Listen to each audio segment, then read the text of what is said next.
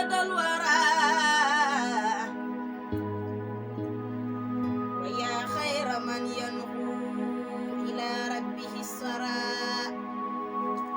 مددت يد المحتاج يا خير نائل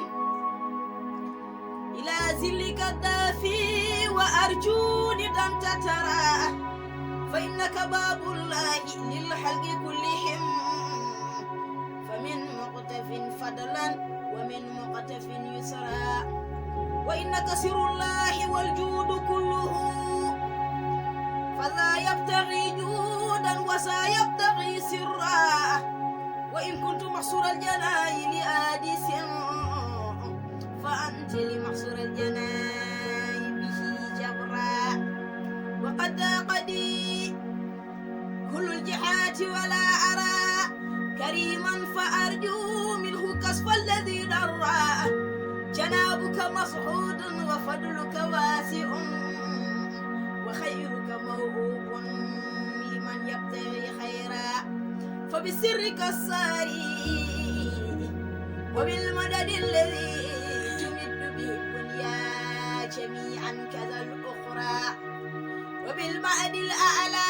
وبسحب كلهم وبالآل والأولاد دائبة ضراء وبحاتم المحتوم تجاننا الذي مننت به فضلا علينا به نصرا بهم جئت أرجو منه كسف الذي دها